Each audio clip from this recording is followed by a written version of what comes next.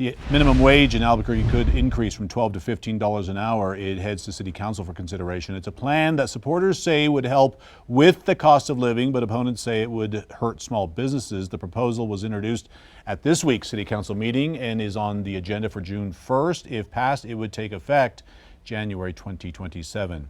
We now have some answers about that mystery substance linked to that deadly scene in Mountainair. Officials say fentanyl and meth were found at the home where 3 people died and more than a dozen first responders got sick during a call. Our Faith Abanu has the details.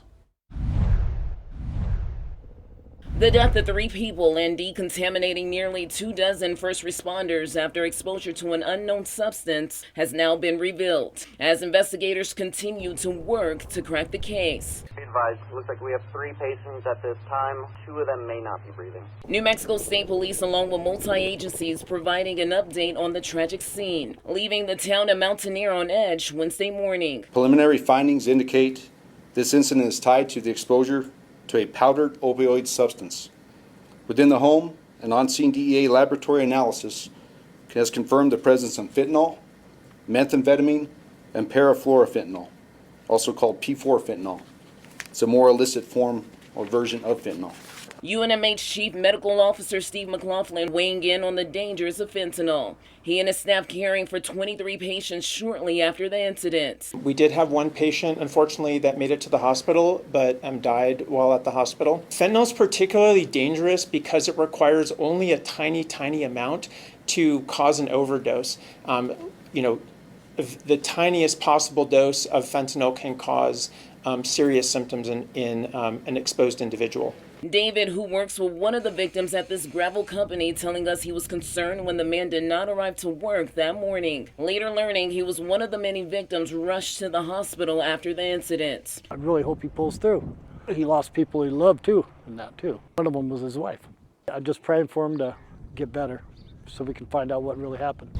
Faith Iguanu, KOAT Action 7 News. Faith, thank you very much. We are told 25 people were exposed. 20 have been treated and released. 2 are still in the hospital. They're still trying to determine exactly how that exposure occurred.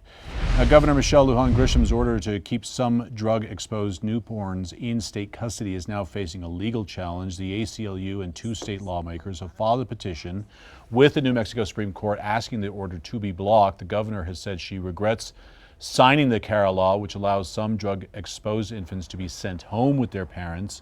Opponents argue the directive violates due process and state law.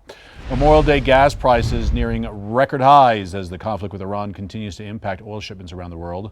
The national average for a gallon of regular gas now $4.56 a gallon. The spike being driven by shipping disruptions in the Strait of Hormuz during the Iran war. President Trump says the U.S. is prepared to resume military action if negotiations fail.